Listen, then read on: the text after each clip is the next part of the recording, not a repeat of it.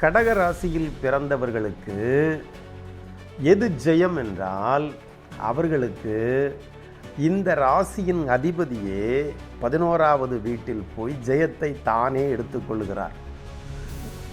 இது எப்படி என்றால், இந்த ராசிதான் திருப்பார்கடல். திருப்பார்கடல் என்று சொல்லுகிற ராசி இதில் தான் இருக்கிறது.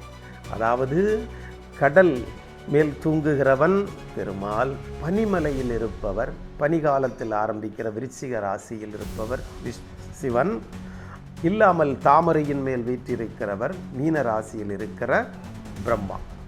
இதில் அனைத்து வேதங்களும், அனைத்து ஒழுக்கங்களும், அனைத்து விதமான கர்த்தத்துவங்களும் ஒரு தலைமுறை இந்த பூமியில் கண்டுபிடித்தது செய்வதையெல்லாம் விட்டு அடுத்த தலைமுறையை அதை தொடர்கிறது எல்லாமே இந்த கடகராசியில் இருக்கிறது. அதாவது பாரம்பரியமாக வாழ்கிற மனிதர்கள் எல்லாரும், வேதங்கள் கற்ற புரோகிதர்கள் எல்லாரும் இந்த ராசியில் தான் இருக்கிறார்கள். பூமியில் இருக்கிற பிராமணர்கள், தெய்வத்திற்கு வேலை செய்கிறவர்கள், அந்த பாரம்பரியமாக வருகிற எல்லாம் இதில் தான் இருக்கிறது.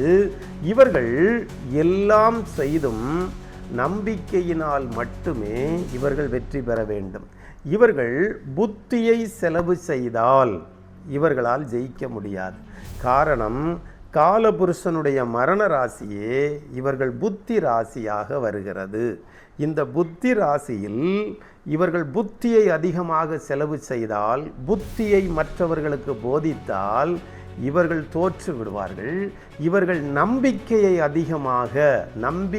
அதிகமாக வைத்து அதை மக்களுக்கு சொல்லியும் அதில் சிறப்பான வெற்றியையும் இவர்கள் பெற்றால், நம்பிக்கையில் ஜெயம் பெற வேண்டும். நம்பிக்கை வைத்து கடகராசிக்காரர்கள் நம்பிக்கை வைத்து நம்பிக்கையில் இறைவனிடத்திலிருந்து ஒன்றை பெற்றுக்கொண்ட ஒரு விசுவாசம் அவர்களை காக்கும். இதுதான் இந்த ராசிக்கு வைக்கப்பட்டிருக்கிறது. நம்பிக்கையே இவர்கள் பிரதானம்.